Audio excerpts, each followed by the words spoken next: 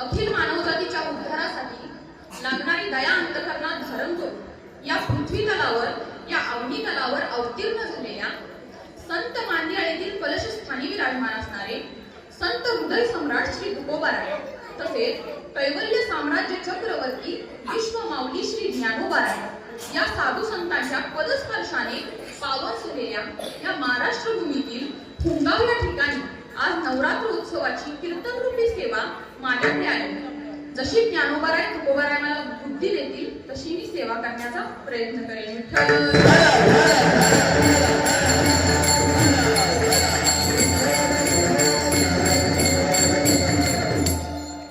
वर्षामध्ये 3 नवरात्रोत्सव येतात। एक चैत्र नवरात्रोत्सव, एक शारदीय नवरात्रोत्सव आणि एक शाकंभरी नवरात्रोत्सव। आणि आता जो सुरू आहे तो शारदीय नवरात्रोत्सव। आणि या शारदीय नवरात्रोत्सवातली कीर्तनरूपी सेवा आई हुंजाईची कीर्तनरूपी सेवा माझ्याकडे आली आहे। आणि या कीर्तनरूपी सेवेतून आज आपण हुंजाई देवीचा गोंधळच घालणार आहोत। आम्ही गोंधळी गोंधळी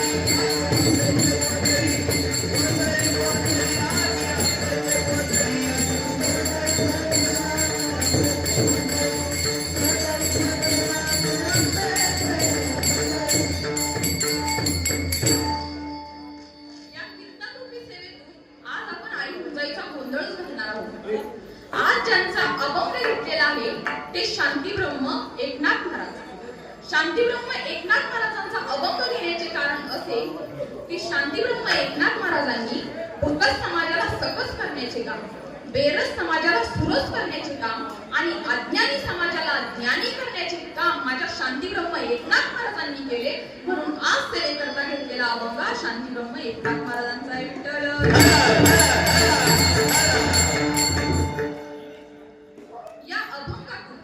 शांतीब्रह्म एकनाथ महाराजांचा आपण साहित्य प्रकार पाहायला गेलो तर यामध्ये काही गवळणी आहेत, काही अभंग आहेत आणि काही भूत आहेत। आणि आज आपण सेवेकरता घेतलेला अभंग हा भारूड प्रकरणातील अभंग असून हा 6 चरणाचा अभंग आहे।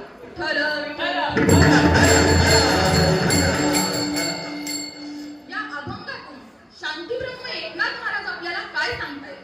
आता पहिलं तर सगळ्यांनी अभंग ऐकला, सगळ्यांच्या मनात विचार आला असेल की आज नवरात्र उत्सव आहे आणि सासरा मरू दे, सासू मरू दे, जाऊ मरू दे असला अभंग नक्की आहे का? पण हा अभंग तुम्हाला आत्ता समजणार नाही, कारण नाथबाबांनी ह्या अभंगात एका स्त्रीची रूपकता लिहिली आहे। शब्दांचा अर्थ ह्या अभंगाचा घ्यायचा नाही। एका स्त्रीच्या रूपकतेमधून त्यांनी एका साधकाची व्यथा त्या जगदंबेपुढे मांडली आहे। ह्या अभंगाचा अर्थ तुम्हाला कीर्तनाच्या शेवटी नक्की समजेल आणि त्यावेळेस तुम्हाला सगळ्यांनाही वाटेल की हा जो सासरा आहे हा सासरा मेलाच पाहिजे, ही जी सासू आहे हिचं निर्दाळनच झालं पाहिजे, ही जी जाऊ आहे ही बोळकीच झाली पाहिजे, नंदेच्या कार्ट्याला खरूजच झालं पाहिजे, दादल्याची मारून आहुतीच दिली पाहिजे आणि सगळे मरून मी एकटीच राहिली पाहिजे।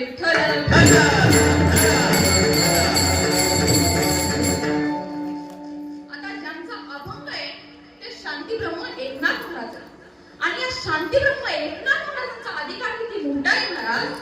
साक्षात ब्रह्मांडाच्या चालकाने मालकाने त्या पांडुरंग परमात्म्याने त्यांच्या घरी येऊन पाणी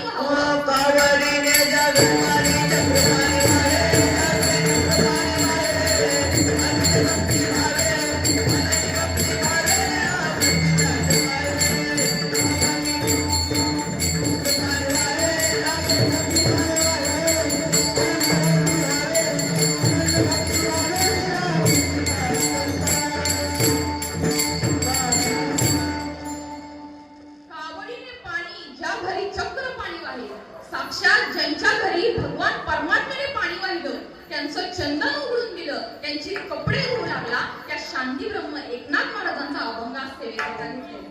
आता एकनाथ महाराजांना शांतीब्रह्म का म्हटले जायचे? कारण ते शांत होते, त्यांना कधीही राग आला नाही. आता राग आणून देण्याचा प्रयत्न केला नसेल का सांगा बरं? जसे आत्ताही काही लोक वाईट आहेत, तशी त्या काळातही लोक वाईट होती.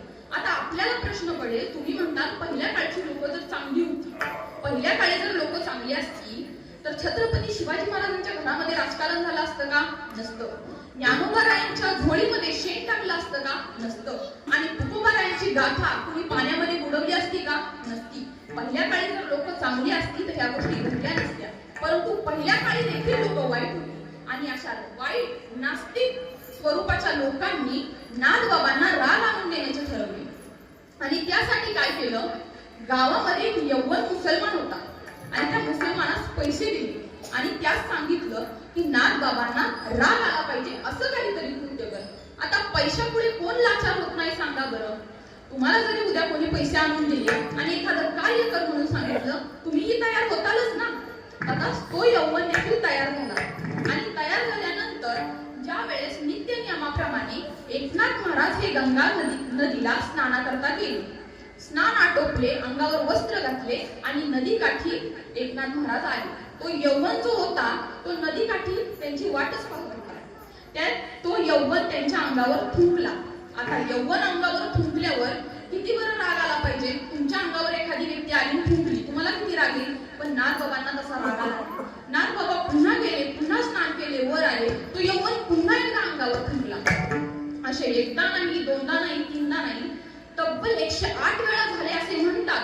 परंतु जोवर त्या यव्वनाचे तोंड कोरडे पडले नाही, त्या यव्वनाच्या तोंडाला फेस येणे, थुंकी येणे बंद झाले नाही, तोवर तो यव्वन त्यांच्या अंगावर थुंकत होता. परंतु त्यांना कसलाही राग आला नाही. ज्या वेळेस यव्वनाच्या तोंडाला आता फेस यायचं बंद झालं, यव्वनाचं तोंड कोरडं पडलं, त्यावेळेस त्याला समजलं की हे कोणी सामान्य व्यक्ती नाही, हे कोणतरी महान संत आहे. त्यावेळेस त्याला त्याच्या केलेल्या कृत्याचा पश्चाताप झाला आणि यव्वनाने त्यांच्या पायाशी साष्टांग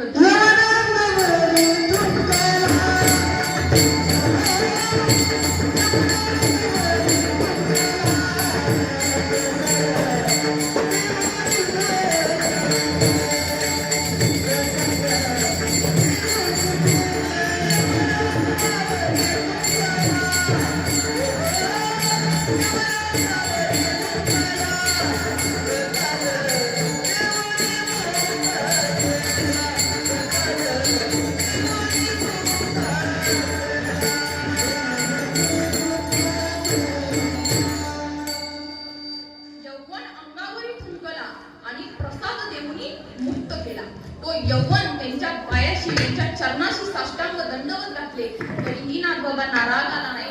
उलट त्याला प्रसाद देऊन मुक्त केला. यव्वन अंगावरही थुंकला आणि प्रसाद देऊन मुक्त केला. असे नाथबाबा होते, त्यांना कधीही राग आला नाही. आता एवढ्यावर लोक थांबतात का सांगा बरं? जी वाईट वृत्तीची लोक आहेत ती एकदा फड करून कधी थांबलेत का? नाही. त्यांनी पुन्हा एकदा त्यांना राग आणून देण्याचा प्रयत्न केला. आता त्यावेळेस काय केले तर गावामध्ये एक व्यक्ती होता आणि त्या व्यक्तीच्या मुलीचं लग्न होतं. आता मुलीचं लग्न म्हटल्यानंतर पैशाची गरजही लागते आणि पैसे मागण्याकरता नाथबाबांकडे निघाला होता. आता जाता जाता ती जी काही लोक होती ती त्याला वाटेवर भेटली आणि त्यांनी त्याला विचारले की कुठे चाललाय? त्यावेळेस त्याने म्हटला की माझ्या मुलीचं लग्न आहे आणि पैसे आणण्याकरता नाथबाबांकडे निघालो. त्यावेळेस ते म्हणले की नाथबाबांपेक्षा आम्ही जास्त पैसे देऊ, पण तू आमचं एक काम करायचं. आता पैसे भेटणार, मुलीचं लग्न होणार, कुठला बाप तयार होणार नाही. शेवट नाईलाज असतो तो तयार झाला आणि तयार झाल्यानंतर तो एकनाथ बाबांच्या घरी गेला. आता एकनाथ महाराजांची पूजा सुरू होती. पूजा सुरू असताना तो जो व्यक्ती होता तो चप्पल घालून घरात गेला. घरात गेल्यानंतर आपण जर देवाचं करत असू आणि एखादा व्यक्ती चप्पल घालून आला तर आपण काय करू? राग येईल ना आपल्याला. परंतु त्यांना राग आला नाही. उलट ते काय म्हटले की नामस्मरणामध्ये इतका दंग झाला की तसाच माझ्या तू देवाऱ्यापर्यंत आलास. आता आलायस तर जेवण करून जा. नाथबाबा इतके ऐश्वर्य संपन्न होते की नाथबाबांच्या घरी रोज पुरणपोळीचा स्वयंपाक केला जायचा आणि पंक्तीवर पंक्ती त्यांच्या घरून जेवून जायच्या. त्यावेळेस तो व्यक्ती देखील जेवण करण्याकरता बसला आणि नाथबाबांची जी पत्नी होती ती जेवण वाढण्याकरता आली. तर जेवण वाढण्याकरता आल्यानंतर ती प्रत्येकाला जेवण वाढतच होती. तेवढ्यात तो व्यक्ती उठला आणि पाठीवर बसला. आपल्यापर्यंत ठीक आहे, पत्नीवर आलं की प्रत्येक पुरुषाला राग हा येतोच, परंतु नागबाबांना राग आला नाही. उलट नागबाबा म्हणले की पाठीवर बसलाय, नीट वाट तो पडेल. त्यावेळेस ती म्हणली की आपल्या बाळाला पाठीवर घेऊन जेवण वाढण्याची मला सवय, मी ह्या बाळाला तरी कसं बरं पडून दी. ती सुद्धा एकनाथ बाबांचीच पत्नी होती, तिलाही कसलाच राग आला नाही. असे एकनाथ महाराज होते. अनेक वेळा त्यांना राग आणून देण्याचा प्रयत्न केला, पण एकनाथ महाराजांना कसलाही राग आला नाही. आणि आज त्याला सेवेकरता अभंग हा या शांतीब्रह्म एकनाथ महाराजांचा एक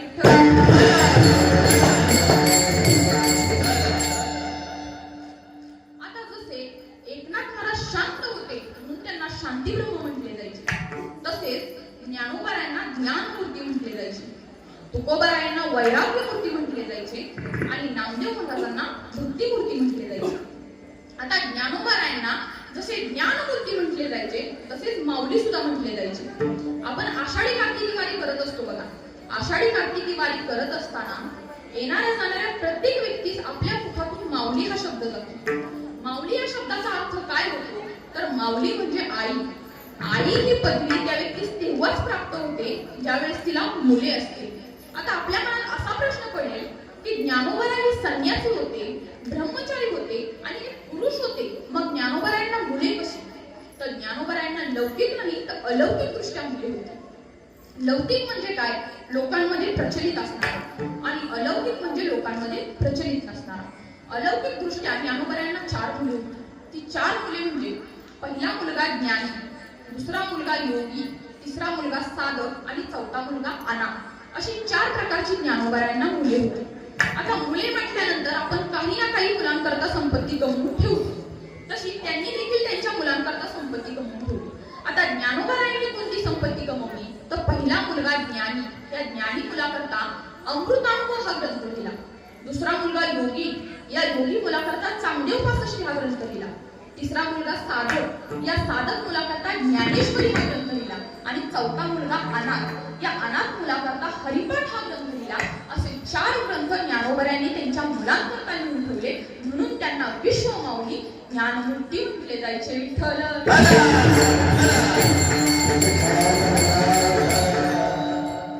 आता जसे ज्ञानोबारायांना ज्ञानमूर्ती म्हटले जायचे तसे तुकोबारायांना वैराग्यमूर्ती म्हटले जायचे. का वैराग्यमूर्ती म्हटले जायचे? या जगामध्ये 3 जगद्गुरु झाले. पहिले जगद्गुरु भगवान श्रीकृष्ण, वसुदेवं सुतं देवं कंसचाणूरमर्दनं देवकी परमानंदं कृष्णं वंदे जगद्गुरुं. पहिले जगद्गुरु भगवान श्रीकृष्ण झाले, दुसरे जगद्गुरु आद्य गुरु शंकराचार्य झाले आणि तिसरे जगद्गुरु ते म्हणजे तुकोबाराय झाले. ज्या ज्या वेळेस भगवान परमात्म्याने अवतार धारण केला त्या वेळेस तुकोबारायांनी अवतार धारण केला.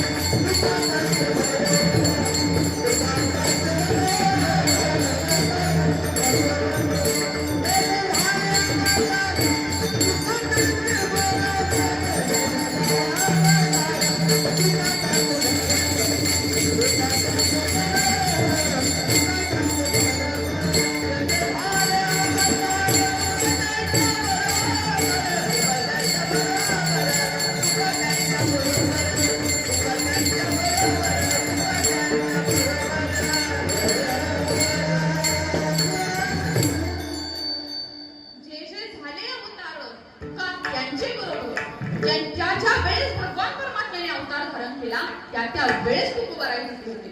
ज्यावेळेस राम प्रभूंनी अवतार धारण केला त्यावेळेस अंगद रूपाने तुकोबाराय तिथे होते. ज्यावेळेस कृष्ण भगवान परमात्म्याने अवतार धारण केला त्यावेळेस उद्धव रूपाने तुकोबाराय तिथे होते. ज्या वेळेस नृसिंह भगवान परमात्म्याने अवतार धारण केला त्यावेळेस प्रल्हाद रूपाने तिथे होते. आणि ज्या वेळेस पिठेवर उभा राहून कटेवर हात ठेवले त्यावेळेस नामदेव रूपात तिथे तुकोबाराय होते. आणि ज्या वेळेस नामदेव महाराज झाल्यानंतर 7 पिढ्या आधी तुकोबाराय ज्यावेळेस जन्म घ्यायचे होते त्या आधी स्वतः भगवान परमात्मा त्यांच्या घरात जाऊन राहिला होता आणि त्यानंतर तुकाराम महाराज म्हणून त्यांचा जन्म झाला. इतका मोठा अधिकार तुकोबारायांचा होता आणि म्हणून त्यांना जगद्गुरु आणि वैराग्यमूर्ती म्हटले जायचे.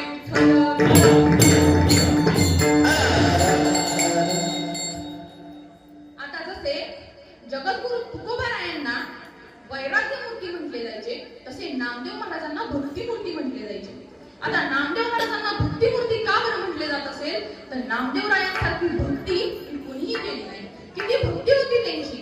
अहो साक्षात विटेवरच्या भगवान परमात्म्याला खाली उतरून स्वतःच्या हातची खीर खाऊ घालणारे ते म्हणजे नामदेव महाराज होते. तुम्ही सांगा बरं, सण असतो, आपण सगळे गावातली देवीला नैवेद्य घेऊन येतो. घेऊन येत असताना एखाद्याने तुम्हाला प्रश्न विचारला, कुठे चाललायस? तुम्ही काय सांगता?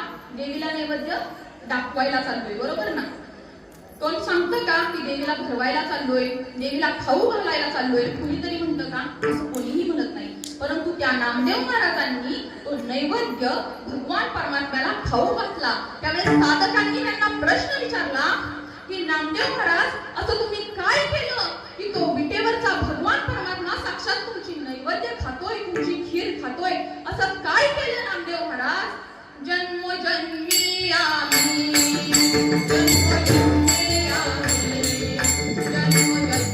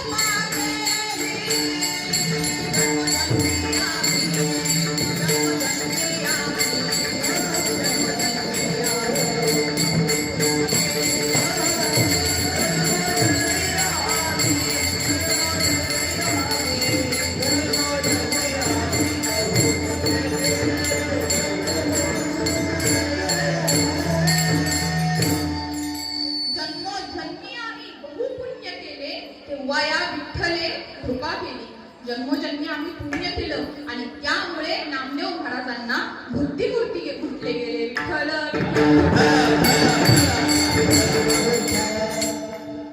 आता असे नामदेव महाराजांना बुद्धिमूर्ती म्हटले गेले. आता हे जे सगळे होते हे संत होते. संत कोणाला म्हणतात? ज्यांना संसाराविषयी कसल्याही प्रकारची आसक्ती नाही, अशांना संत असे म्हणतात. सन्मार्गवर्ती संत तद्रूपेण विद्या हृदये एव वर्तते इति संत होते. सन्मानाने वर्तन करणारे, जगत कल्याणात करता उत्तीर्ण झालेले, देव स्वरूपाला प्राप्त असणारे अशांना संत असे म्हणतात. मग या जगामध्ये दोघांनी अवतार घेतला, एक देवाने आणि एक संतांनी. देवाने अवतार कशा करता घेतला? धर्म रक्षावया अवतार घेसी आपुल्या पायसी भक्तजना. आणि भगवान श्रीकृष्णाने भगवद्गीतेमध्ये सांगितलं आहे, यदा यदा हि धर्मस्य ग्लानिर्भवति भारत अभ्युत्थानाय धर्मस्य तदात्म्यहं सृजाम्यहम्. आणि संतांनी अवतार कशा करता घेतला? जगाच्या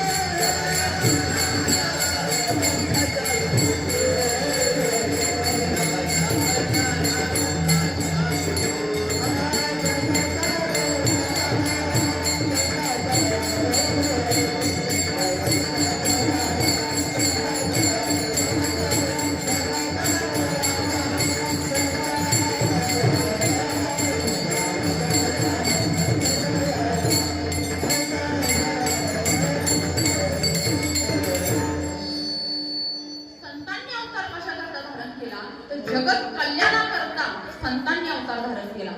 मग हे संत येतात कुठून? आम्ही वैकुंठवासी आम्ही वैकुंठवासी आलो याची कारणाची.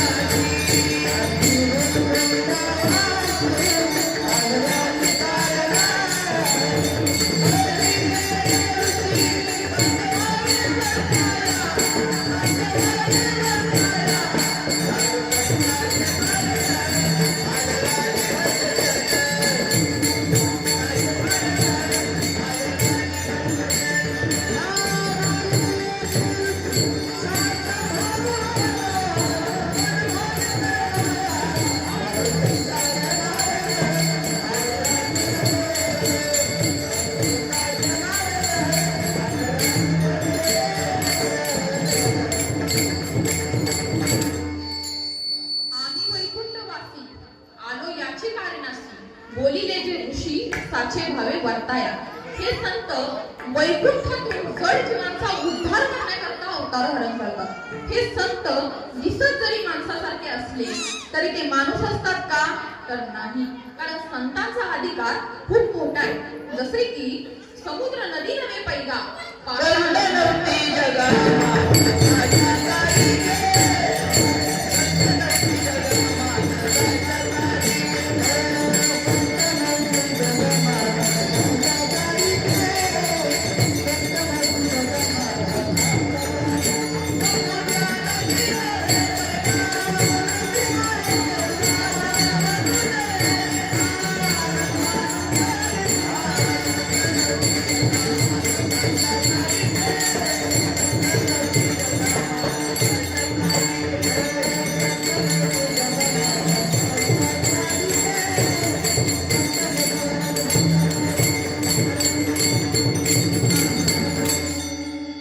जसे की समुद्र नदी नव्हे पैगा पाषाण म्हणू नये लिंगा.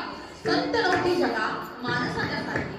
जसं की एखाद्या नदीला समुद्र समजू नये, एखाद्या पाषाणाला शिवलिंग समजू नये, तसे संतांना कधी माणूस समजू नये. कारण संत जगद्गुरु तुकोबाराय म्हणतात संत आणि जन तो हा समान घडू नये. कारण संतांचा अधिकार हा खूप मोठा आहे.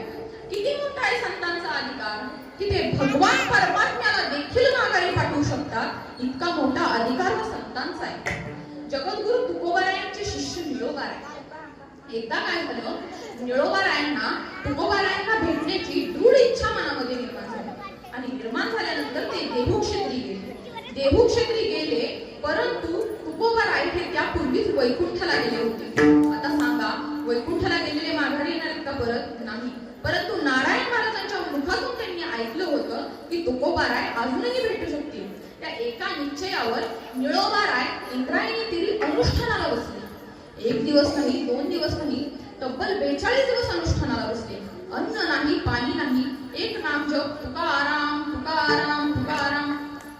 42व्या दिवशी आता निळोबारायांचे प्राण जाणार हे भगवान परमात्म्याच्या लक्षात आले आणि हे लक्षात येताच फक्त भगवान परमात्मा त्यांच्या भेटीला आले.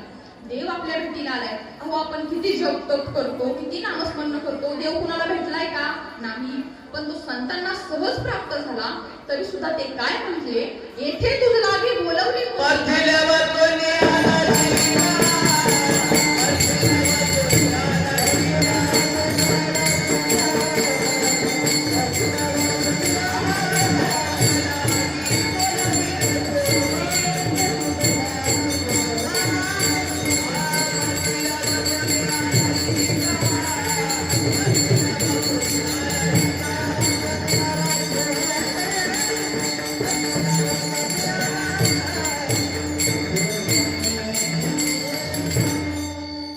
येथे तुझ लागे बोलवले कोणी, पाठील्या वाचूनी आलास का? अरे जर मी तुला इथं बोलवलं नाहीये तर तू आलास कशाला? जसा आलास ना तसा परत निघून जा. कारण मी तुला बोलवलेला आहे. तुला तुकोबारायांना भेटायचंय. त्यावेळी भगवान परमात्म्याला पुन्हा माघारी जावं लागलं आणि तुकोबारायांना वैकुंठातून परत यावं लागलं. तुकोबाराय वैकुंठातून आले, निळोबारायांच्या मस्तकी हात ठेवला. हात ठेविला मस्तकी, प्रसाद देऊनी केले स्तुती. निळोबारायांना अनुग्रह दिला. केला निळा केला निळा केला निळा पावन. आणि त्यावेळेस तुकोबाराय पुन्हा एकदा वैकुंठात गेले. इतकी ताकद असते महाराज, संतांची इथे आलेल्या भगवान परमात्म्याला देखील माघारी पाठवू शकतात इतकी साखर असते ती संतांची. विठ्ठल विठ्ठल.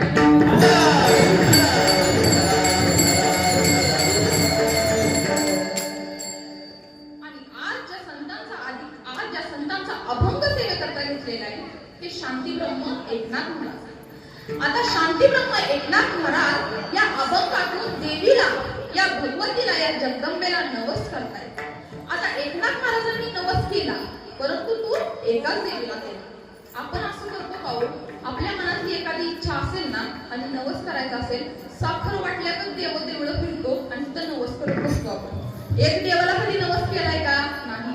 म्हणून तुकोबाराय म्हणतात आपला तो एकची देव करून घ्यावा तेने विना जीवा करून. पण आपलं तसं नाही. आपलं वारानुसार दैवत बदलत असतं. आला सोमवार लगेच सुरू कर्पूर गौरम करुणावतारम संसार सारम जनेत्रहारम सदा वसंतम हृदयारविंदे भवं भवामी स्तुहितं नमामि. झालं गेला सोमवार. शंकराची भक्ती बदलली. आता कुणाची सुरू झाली देवीची. मंगळवारी भक्तदारी मंगळवारी भक्तदारी देव तुझा गतीला अन भक्त भोळा घालून माळ सुखच ठेवू गयाला.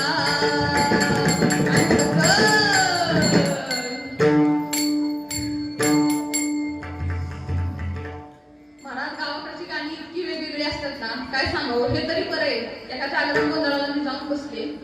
जाऊन बसल्यानंतर म्हणलं आता गाणं ऐकाव्यात देवीच्या आलेसाची आणि तिथं गाणं सुरू झाले. आता म्हणूनच दाखवते. पांढरी टोपी तिरक्या भांगावरी ग पांढरी टोपी तिरक्या भांगावरी ग आंबाची नजर शिंगाड्या बोकडावरी ग आंबाची नजर शिंगाड्या बोकडावरी ग शिंगाड्या बोकडावरी ग बोकडावरी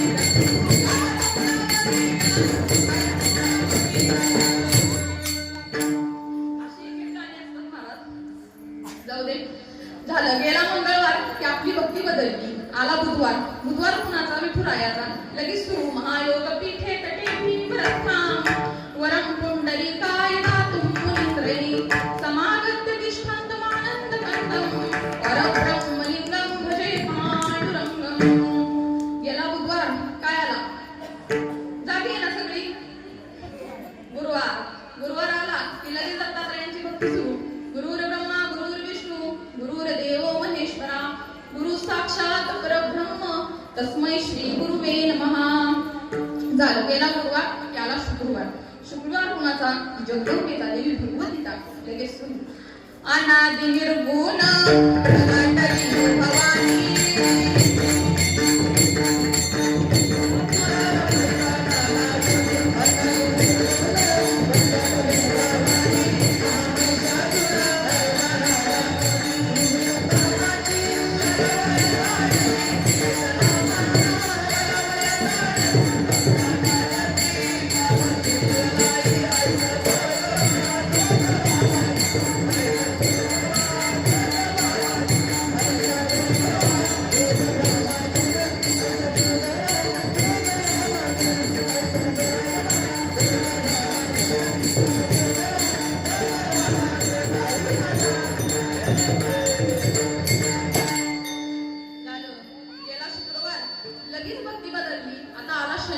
शनिवार कुणाला हनुमंतरायांचा.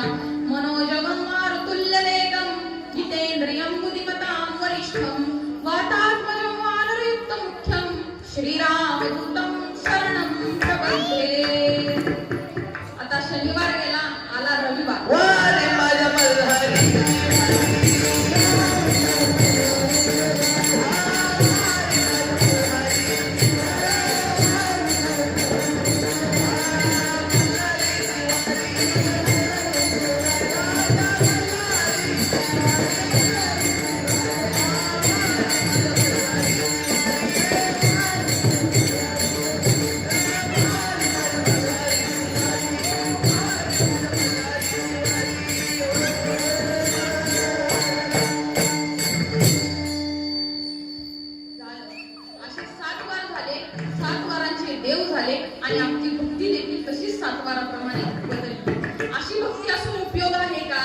नाही. आपली भक्ती ही एका देवावर स्थिर असायला हवी. आता एका देवाचं करायचं म्हणजे दुसऱ्याकडे बघायचं पण नाही असं मी म्हटले का? तर नाही, असं नाही. परंतु तुमचं गाभाणं, तुमचा जो नवस आहे तो तरी एका देवाला केला पाहिजे ना. यासाठी तरी एकच देव निवडला पाहिजे, एकाच देवाचं नामस्मरण केलं पाहिजे. आता नामस्मरण म्हणतात, नामस्मरण करून होणारे काय? एका गावामध्ये एक आजी होती, तिला 2 मुलं होती. एक होता गायक आणि एक होता पखवाजा. आता दोघं मुलं जी होती ती पारमार्थिक होती, पण म्हातारी इतकी खडूस होती की हिच्या तोंडात कधी देवाचं नाव आलंच नाही. आणि काय झालं, एक दिवस गावामध्ये सप्ताह बसतो. त्या मुलांना वाटलं की आपल्या पण आईच्या तोंडात मुखामध्ये कधीतरी भगवंताचं नाव आलं पाहिजे. त्या निमित्तानं का होईना, आता सप्ताह आहे, वारकरी लोक घरी जेवायला येतील, त्या निमित्तानं का होईना आपल्या आईच्या मुखामध्ये भगवंताचं नाव येईल म्हणून साऱ्या वारकऱ्यांची जी पंगत होती त्यांनी त्यांच्या घरी सांगितले. सगळे महाराज लोक घरी ज्या वेळेस जेवायला निघाली त्यावेळेस दोन्ही मुले म्हणली की तुम्ही घरी जाताल त्यावेळेस आमची आई ही खोटवर बसलेली असेल, तिला फक्त रामकृष्ण हरी म्हणा. त्या मनानं का होईना तिच्या मुखामध्ये भगवंताचं नाव येईल. सगळी महाराज लोक गेली आणि तिला म्हणू लागली, रामकृष्ण हरी आई साहेब, रामकृष्ण हरी आई साहेब, रामकृष्ण हरी आई साहेब. आई साहेब काय म्हणल्या, वेलकम वेलकम वेलकम. म्हातारीच्या काय मुखामध्ये भगवंताचं नाव आलं नाही. आता सगळ्यांचं जेवण झालं, सगळी घरी जायला निघाली. मुलं म्हटली आता तरी हिला रामकृष्ण हरी म्हणा, बघू परत एकदा नाम आलं तिच्या मुखामध्ये तर आलं. परत एकदा जाताना सगळी म्हणू लागली, आई साहेब जेवण फार छान झालं होतं, रामकृष्ण हरी, रामकृष्ण हरी. म्हातारी म्हणली bye bye bye bye bye. पण म्हातारीच्या काय मुखामध्ये भगवंताचं नाम आलं नाही. आता मुलांना आला भरपूर राग. मुलांनी म्हातारीला उचललं आणि मंदिरातल्या विठ्ठलाच्या मूर्ती पुढे आपटलं. त्या म्हातारीने तिथं गेल्यावर तरी नाम घ्यायचं ना. म्हातारी म्हणली हो काय काळा दगड, बघावं जावा उभाच असतो. मुलांना परत राग आला. मुलांनी उचललं आणि घरी घेऊन म्हातारीला खटवून आपटलं. जशी म्हातारी आपटली तशी म्हातारी गेली. आता म्हातारी गेल्यानंतर मुलं म्हणली हिनं आयुष्यभर तर नामस्मरण केलं नाही, मेल्यावर तरी म्हणजे असते चांगल्या ठिकाणी सोडू, इंद्रायणीला सोडू, नाहीतर गंगा नदीला सोडू, कुठेतरी सोडू, पण चांगल्या ठिकाणी सोडू. आस्ती घेतल्या आणि गाडीवर 2 जण भाऊ निघाले. एक जण गाडी चालवत होता आणि एक जण पाठीमागे बसलेला होता. 80च्या स्पीडनं गाडी होती आणि पुढे होता पूल. पुलावरून गाडी जात होती, पुढे स्पीड ब्रेकर होता. 80च्या स्पीडची फास्ट गाडी होती. जशी पळत जोर जोरात गाडी गेली, जशी स्पीड ब्रेकरवर आदळली, म्हातारीच्या हस्ती बुडल्या आणि गटारी. म्हातारीने आयुष्यभर नामस्मरण केलं नाही, शेवट तिच्या अस्थी सुद्धा कुठे गेल्या, गटारीतच गेल्या. म्हणून आपण आयुष्यभर ह्या जीवनात आलोय ना, तर ह्या जीवनात तरी येऊन भगवंताचं नामस्मरण केलं पाहिजे, त्याचं नाम घेतलं पाहिजे. त्यावेळेस अंतकाळी त्याचं नाम आपल्या मुखात येईल. तुकोबाराय म्हणतात, अंतकाळी ज्याच्या नाम आले मुखात, तुका म्हणे सुखा पार नाही. अंतकाळी भगवंताचे नाम आपल्या मुखामध्ये येण्याकरता आपले पूर्वजन्मीचे तर पुण्य असावेच लागते, पण त्यावर ह्या जन्मात सुद्धा आयुष्यभर आपण नामस्मरण करावे लागते.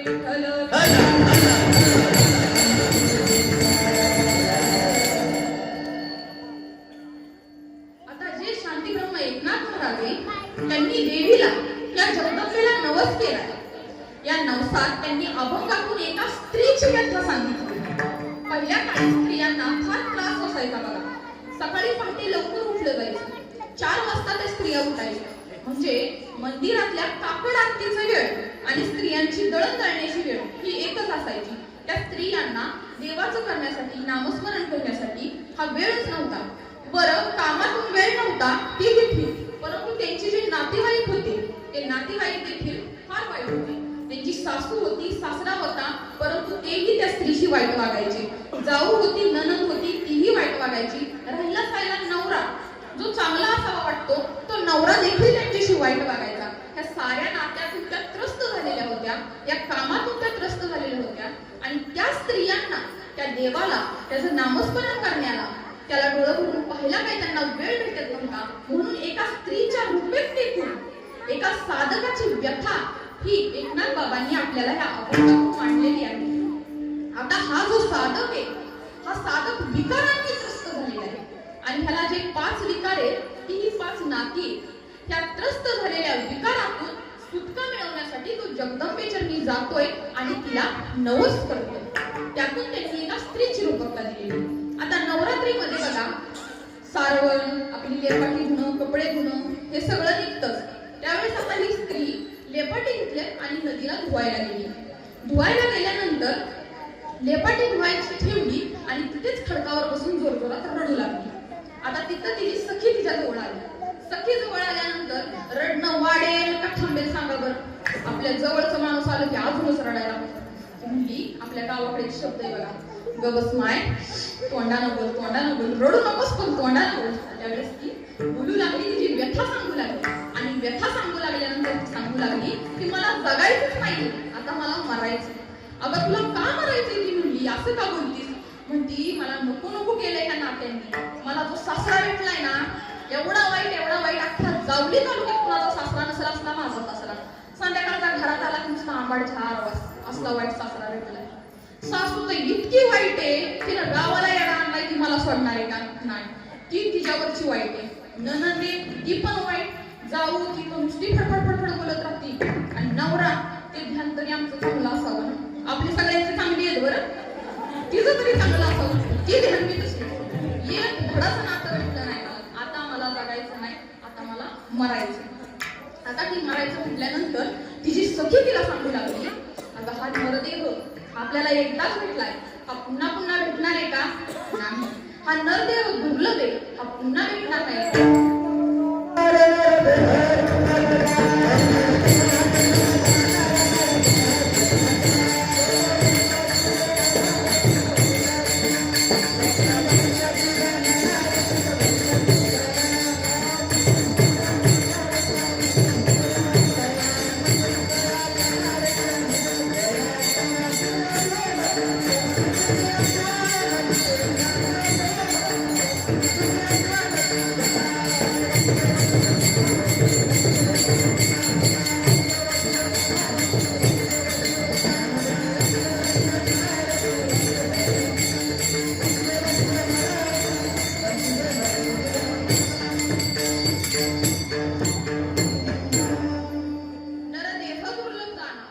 शतवर्षाची गणना, त्यामध्ये दुःख यातना, तरी तुम्ही वसुदेव वसुदेव म्हणा.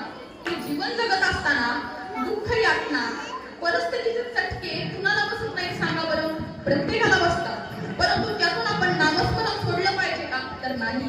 त्या भगवंताला विसरून जाणार नाही, कारण या जीवनामध्ये आपल्याला सगळं काही पुन्हा मिळवता येईल, परंतु हा नरदेह पुन्हा मिळणार नाही. हा देह आपल्याला देवाने भजनाकरता दिलेला आहे आणि तो आपण भजनाकरता वापरला पाहिजे. देवे दिला देह भजना कोमट, तोय झाला फाटा बाधिकेचा. भजनाकरताला दिलेला देह हा भजनाकरता वापरला पाहिजे, कारण सगळं काही पुन्हा मिळेल. पुनर्वित्तम पुनर्मित्रम पुनर्भार्या पुनर्मही एतत् सर्व पुनर्लभ्यम न शरीर पुनर्न. सगळं काही पुन्हा मिळेल.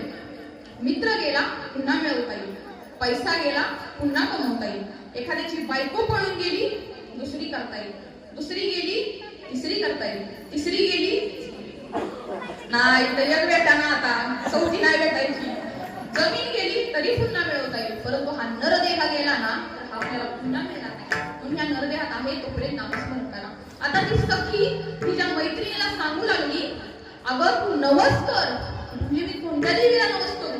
अगं तू जा, होमगावची हुंजाई देवी जा, तिला नवस कर.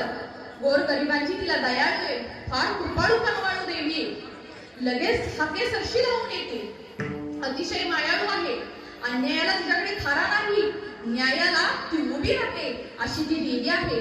होमातून प्रकट झाली आहे, हत्तीवर तिची स्वारी आहे. ये ये हत्तीवरी बसून, ये हत्तीमध्ये बसून, ये हत्तीवरी बसून,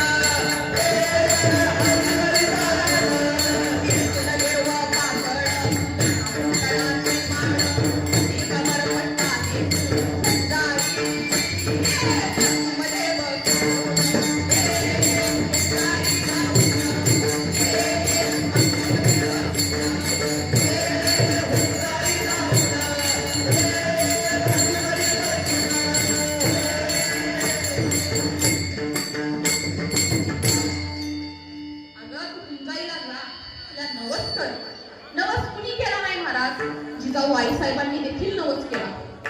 जगदंबेच्या तुळजाभवानीच्या दारी गेल्या आणि तिला म्हणल्या, हे आदी माये, हे आदी शक्ती, तुळजापूर निवासिनी, बये दार उघड, दार उघड, बये दार उघड, दार उघड बये, आता दार उघड.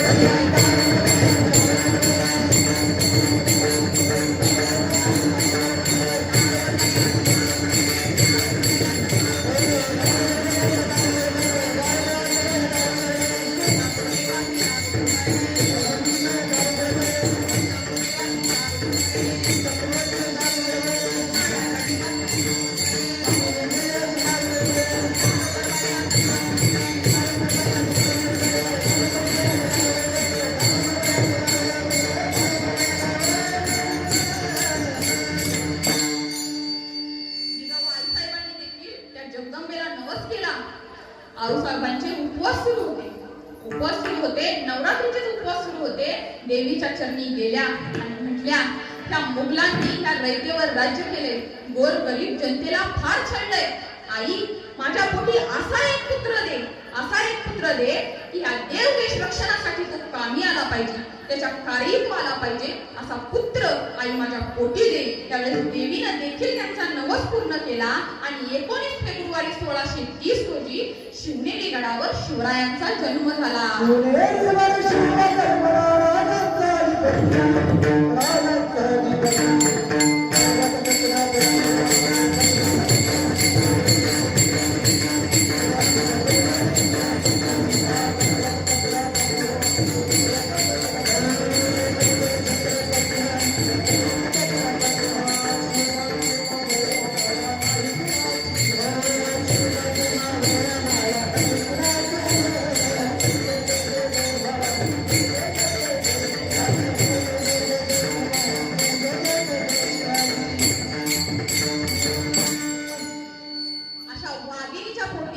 छावा जन्माला आला.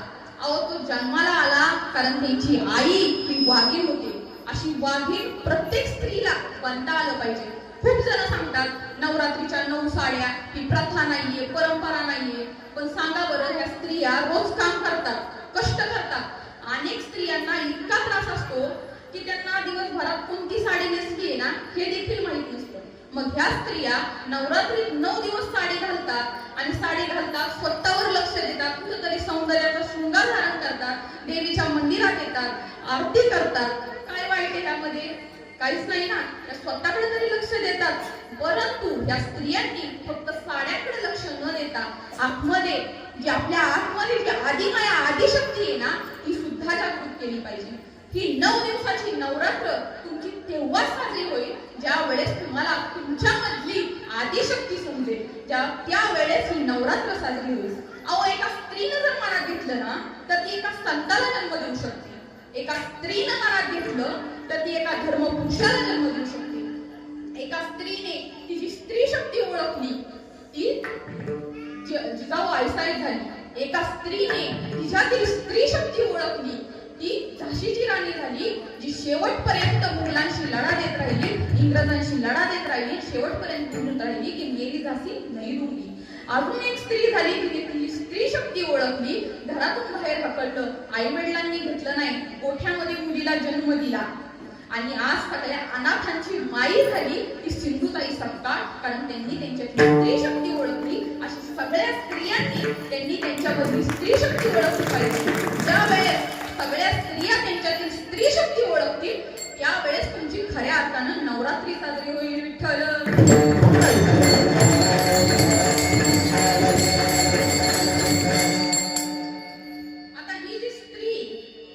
ही स्त्री भगवतीला जगदंबेला नवस करण्याकरता गेली. आता नवस करायला गेल्यानंतर आता ही देवीला व्यथा मांडू लागलीये, देवीला नवस करू लागलीये, देवीला सांगू लागली तिचं कारण अभंगाच्या पहिल्या चरणात.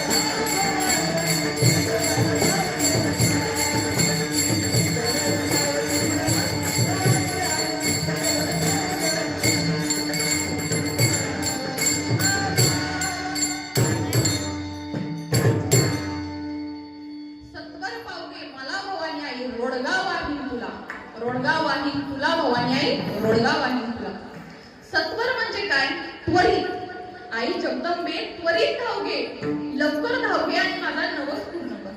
आता ह्या स्त्रीच्या रूपकतेतून तुम्हाला अगोदर सांगितलं, स्त्रीच्या रूपकतेतून एका साधकाची व्यथा जगदंबे पुढे नाथबाबांनी मांडलेली. तर तो साधक काय म्हणतोय की देवी त्वरित धाव घे, त्वरित माझ्या नवसाला पाव, माझा नवस पूर्ण कर. तू जर माझा त्वरित नवस पूर्ण केलास, लवकरात लवकर नवस पूर्ण केलास, तर मी तुला रोडगा पाहिन. आता रोडगा म्हणजे काय? पहिल्या काळी देवीला अर्पण केला जायचा त्या पदार्थाला रोडगा म्हटलं जायचं. आता हा रोडगा 5 घटकांनी बनलेला आहे. हा रोडगा 5 घटकांनी बनलेला आहे. ते 5 घटक कोणते? तर एक म्हणजे हरभऱ्याचं पीठ घ्यावं लागतं, दुसरं गव्हाचं पीठ, त्यामध्ये मळायला दूध किंवा पाणी, त्यानंतर गूळ आणि त्याला भाजायला तूप, असा 5 घटकांचा मिळून काय बनतो? हा रोडगा. पण हा रोडगा देवीला व्हायचा आहे का? हा रोडगा देवीला आवडतो का? नाही. तर या साधकाने देवीला कोणता रोडगा सांगितलाय? तर हा देहरूपी रोडगा. हा रोडगा 5 तत्वांनी बनलेला आहे. अग्नी, तेज, आग, वायू या 5 तत्वांनी बनलेला हा देहरूपी रोडगा आहे. आणि हा रोडगा आपल्याला ते जगदंबेच्या चरणी घ्यायचा आहे. पण आई माझ्या नवसाला त्वरित धाव घे हे ह्यासाठी सांगतोय की ह्या विकारांनी आई त्रस्त झाली आणि हे विकार जर माझ्यापासून लांब गेले नाही तर मी तुझ्यापर्यंत येऊ शकणार नाही. आपलं शरीर हे जर विकाराने ग्रासलेलं असेल ना, तर कितीही देवाची भक्ती केली तरी आपण त्या देवापर्यंत पोहोचू शकत नाही. त्यासाठी आपल्याला पूर्णपणे मोकळं व्हावं लागेल. म्हणून तो देवीला सांगतोय की देवी त्वरित धाव घे. तू जर माझा नवस पूर्ण करण्याकरता उशीर लावलास, जर लेट लावलास, तर मी म्हातारा होईल आणि म्हातारा झाल्यानंतर तुझ्याजवळ येण्याचा अर्थ आहे का? नाही. तरुणपणातच मला तुझ्याजवळ यायचंय, म्हणून माझा नवस पूर्ण कर. दात पडल्यावर माळा घालून उपयोग नसतो महाराज. तरुणपणी परमार्थ करायचंय तर तरुणपणातच माळा घालणं गरजेचं असतं. म्हणून आई जगदंबे त्वरित धाव घे आणि माझा नवस पूर्ण कर. आता ह्या नवस पूर्ण करताना साधकांनी ही जी नाती सांगितली आहेत, ती नाती तुमच्या आमच्यात बसलेली कोणती नाती आहेत का? नाही. तर ही विकारांची नाती सांगितलेली आहे अभंगाच्या दुसऱ्याच्या.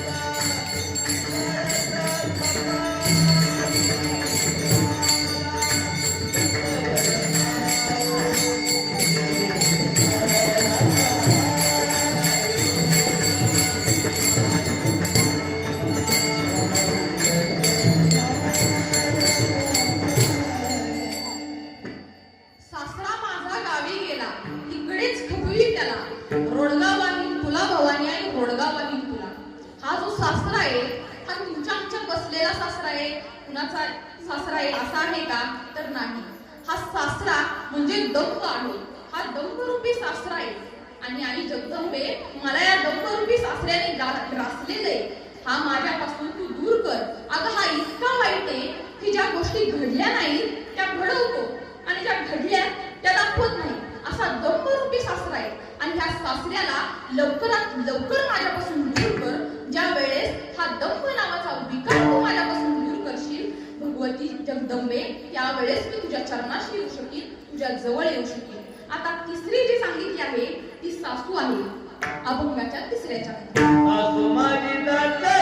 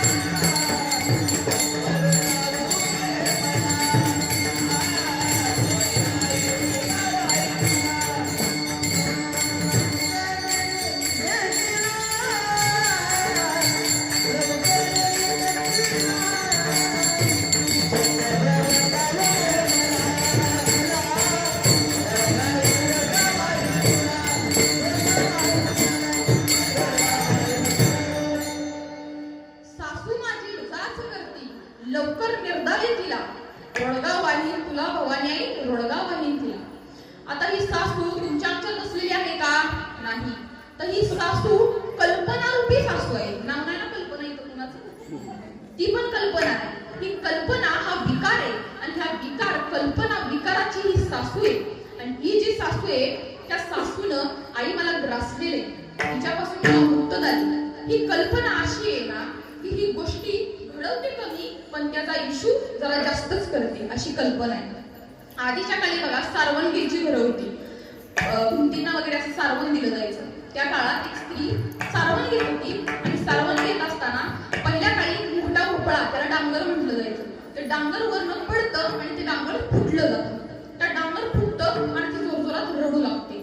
रडू लागल्यानंतर तिथं तिची सासू येते आणि सासू म्हणते की का रडतेस? त्यावेळेस ती म्हणती की आई हे डांगर वरनं पडलं आणि फुटलं. ती म्हणली पडलं तर फुटू दे, त्यात काय एवढं? ती म्हणली हे डांगर वरनं पडलं आणि फुटलं, जर मला बाळ असतं ते रांगत तिथं आलं असतं आणि त्याच्या अंगावर डांगर पडलं असतं तर काय झालं असतं? त्या कल्पनेनं सासू पण रडू लागली.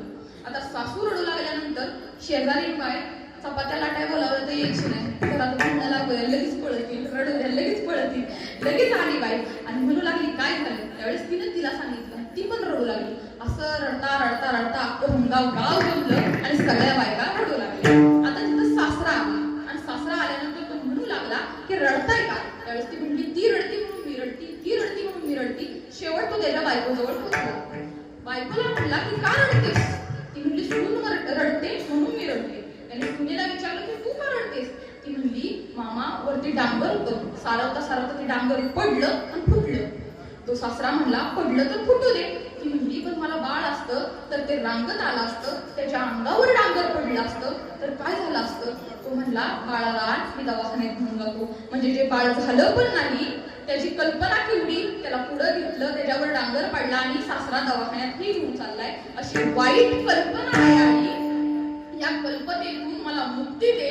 हा कल्पना नावाचा विकार माझ्या अंगातून घालव. ही कल्पना नावाची जी सासू आहे ना ही लवकरात लवकर तू निर्दळन कर. ही माझ्या जवळ येऊन देऊ नकोस, कारण कल्पना गेली तरच मी तुझ्या जवळ येऊ शकते. आता पुढचा विकार कोणता सांगितलाय? अभंगाच्या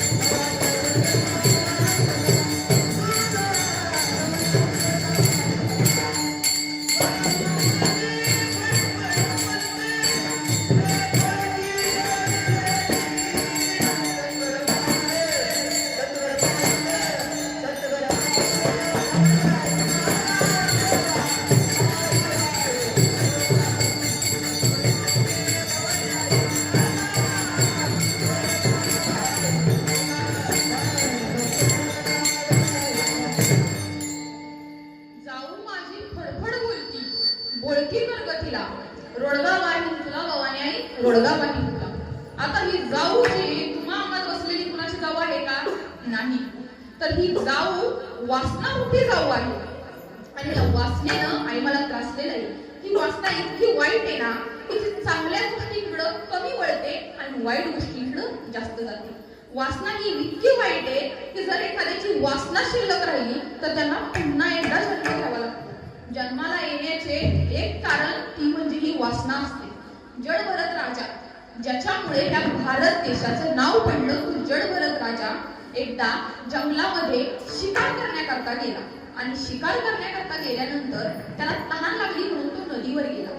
नदीवर गेल्यानंतर तो नदीवर पाणी पित असताना एक हरणाचं पाडच त्याला येताना दिसलं आणि त्याच्यावर त्याला प्रेम झालं. तो घरी घेऊन गेला, त्याला खाऊ पिऊ घालू लागला, स्वतःच्या लेकरागत त्याला सांभाळलं आणि शेवट ते पाडस मोठं झालं की त्याच्या कळपामध्ये निघून गेलं. आता त्याच्या पाडसावर एवढा जीव बसला होता की त्याला त्या पाडसाशिवाय राहणं जमत नव्हतं. शेवटी आता राजाचा अंतकाळ जवळ आला. आता राजा मरण पावणार, परंतु मरताना देखील त्याच्या मनामध्ये माझ्या पाडसानं खाल्ला असेल का, कुठे असेल, असे हरणाचेच विचार येऊ लागला आणि त्या राजाला पुढचा जन्म हरणाचा घ्यायला लागला.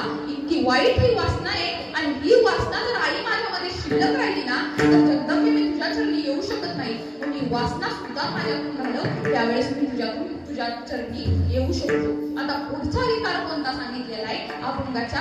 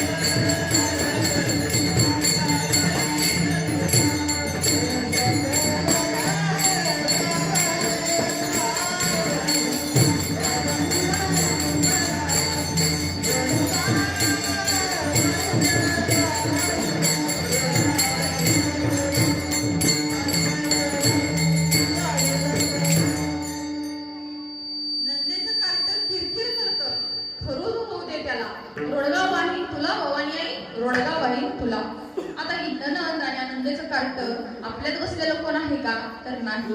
ही ननंदची ही इच्छा आहे आणि त्या इच्छेला झालेलं मूल ते म्हणजे मोह आहे.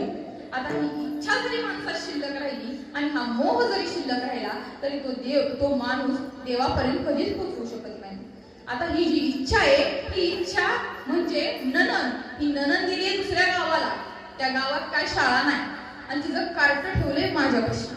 आता ते कार्ट इतकं वाईट आहे की उठल्यापासून नुसतं माझ्या मागं लागते. उठलं नाही की मला चहा दे, मला खारी दे, मला मॅगी दे, सगळ्या वस्तू बनवून दे. ह्यानं मला नको नको करून सोडले. आई ह्या कार्ट्याला खरूज होऊ दे आणि शांत होऊ दे. आता खरूज हा पहिल्या काही आजार होता बघा, तो आजार झाला ना की माणूस शांतच होता. म्हणून ती सांगते की खरूज होऊ दे आणि हा शांत होऊ दे. म्हणजे इच्छेला झालेला मोह आहे आणि हा मोह इतका वाईट आहे ना की हा मोह जर एखाद्या व्यक्तीला कोणत्या गोष्टीचा झाला की माणूस त्याच गोष्टीच्या मागे धावू लागतो. म्हणून आई तू हा मोहही घालव आणि ही इच्छाही घालव, त्यावेळेस मी मोकळी होईल तुझ्या चरणी. आता जगदंबा भगवती म्हणतीये आता तरी तुझ्या नवसाची यादी संपली का. ती आणि आई आता तर मेन माणूस राहिलाय अभंगाच्या 6व्या चरणात.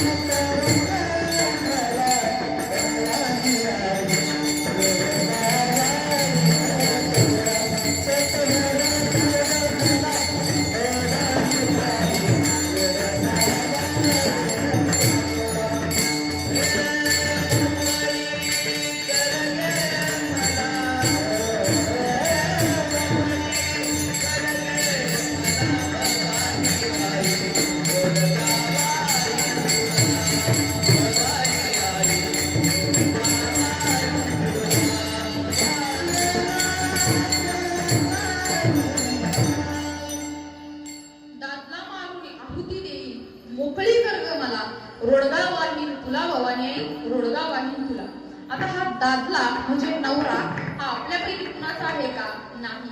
हा नवरा म्हणजे अहंकार आहे आणि हा अहंकार इतका वाईट आहे ना की एखादा व्यक्ती पेटीवर साडे जर वाजवू लागला ना तर त्याला संगीत विशारद झाले का काय असं वाटतं.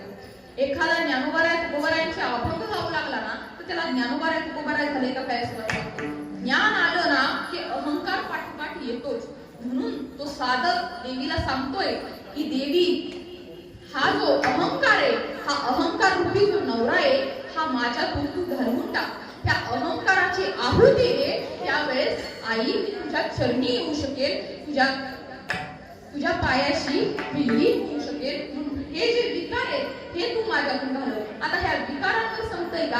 ह्या विकारांना लागून देखील विकार आहेत, ह्या विकारांचे देखील नातेवाईक आहेत. म्हणून एकनाथ बाबा सगळेच करू दे म्हणताय. आपण